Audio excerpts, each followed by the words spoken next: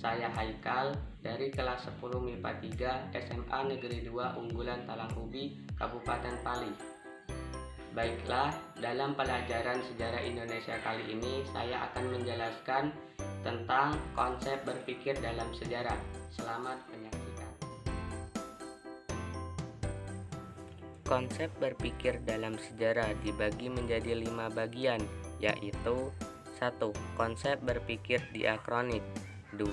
Konsep berpikir sinkron, 3. Konsep periodisasi dalam sejarah, 4. Konsep kronologis dalam sejarah, 5. Konsep ruang dan waktu. Selanjutnya, konsep berpikir secara diakronik. Kata diakronik secara etimologi berasal dari bahasa Yunani, dia dan kronos. Dia mempunyai arti melintas, melampaui, atau melalui, sedangkan kronos mempunyai arti waktu. Jadi, diakronik berarti sesuatu yang melintas, melalui, dan melampaui waktu yang panjang, tetapi dalam batasan ruang.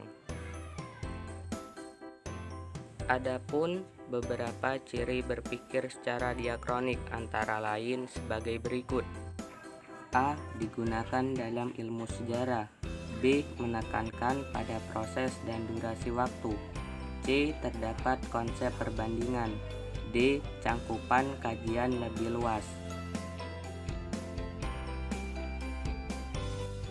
2. Konsep berpikir sinkronik. Kata sinkronik berasal dari bahasa Yunani, yaitu syn yang memiliki arti dengan, sedangkan kronos yang memiliki arti waktu. Dalam Kamus Besar Bahasa Indonesia, sinkronik diartikan sebagai segala sesuatu yang bersangkutan dengan peristiwa yang terjadi pada suatu masa. Adapun beberapa ciri berpikir secara sinkronik yaitu A. Memiliki sifat statis. B. Digunakan oleh ilmu-ilmu sosial seperti geografi, sosiologi, ekonomi, politik, arkeologi, dan antropologi.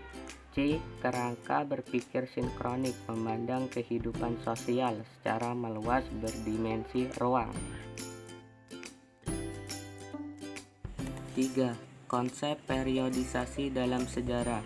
Periodisasi berasal dari bahasa Yunani, yaitu periode. Periode memiliki arti babak, masa, atau zaman. Periodisasi dapat diartikan sebagai pengelompokan peristiwa-peristiwa sejarah ke dalam suatu babak, masa, atau zaman. Untuk membuat periodisasi dari sebuah peristiwa, hal yang harus dipahami adalah dasar pembagian periodisasi tersebut. Contoh, periodisasi dari sebuah peristiwa, pembagian zaman dari zaman praaksara dan zaman aksara, yang dasar pembagiannya adalah kemampuan manusia dalam mengenal tulisan. Adapun tujuan dibuatnya sebuah periodisasi adalah sebagai berikut. A. Mempermudah dalam memahami sejarah. B. Mengklasifikasikan peristiwa-peristiwa sejarah. C. Menyederhanakan rangkaian peristiwa sejarah. D. Mempermudah dan menganalisis perkembangan dan perubahan yang terjadi setiap periode. 4.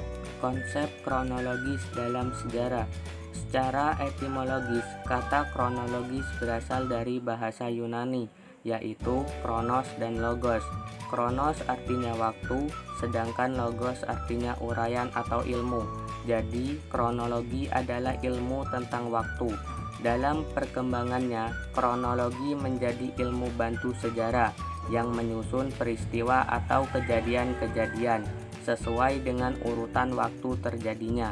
Konsep berpikir ini akan mengurutkan setiap kejadian berdasarkan waktu terjadinya peristiwa. Berikut ini adalah contoh cara berpikir kronologis dalam peristiwa proklamasi kemerdekaan Indonesia. A. 6 Agustus 1945, Hiroshima dijatuhi bom atom oleh sekutu. B.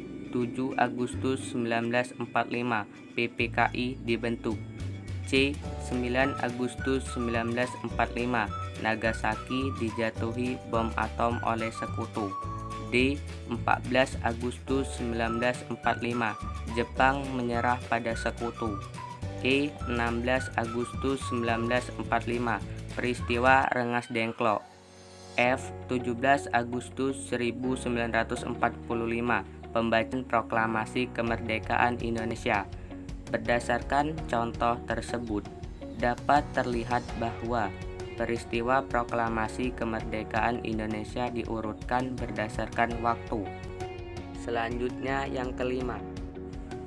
5. Konsep ruang dan waktu. Konsep ruang dan waktu terdapat 3 unsur dalam terbentuknya sebuah sejarah. Ketiga unsur tersebut tidak dapat dipisahkan satu sama lain. Unsur-unsur tersebut adalah sebagai berikut: A. Manusia, B. Ruang, C. Waktu. Adapun penjelasan dari ketiga unsur tersebut.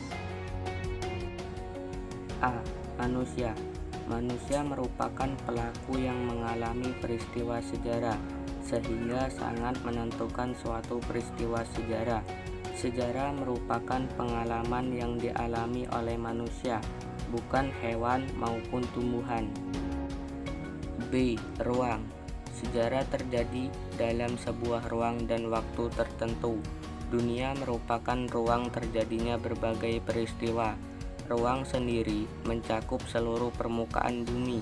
Dalam dimensi ruang, manusia melakukan berbagai kegiatan dan menciptakan sebuah sejarah.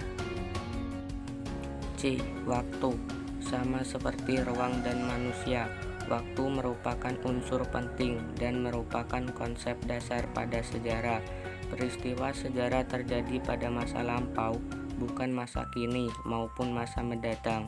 Perjalanan manusia sendiri pun tidak dapat dilepaskan dari waktu. Dapat dikatakan sejarah manusia merupakan sebuah perjalanan dalam sebuah garis waktu, sejak zaman dahulu, sekarang, dan akan datang. Maka dari itu, konsep ruang dan waktu adalah unsur penting yang tidak dapat dipisahkan dalam suatu peristiwa dan perubahannya yang dialami oleh manusia. Sebagai subjek atau pelaku sejarah, seluruh aktivitas manusia pasti berlangsung bersamaan dengan tempat, ruang, dan waktu kejadian. Baik, hanya itu yang dapat saya jelaskan mengenai materi konsep berpikir dalam sejarah. Wassalamualaikum warahmatullahi wabarakatuh.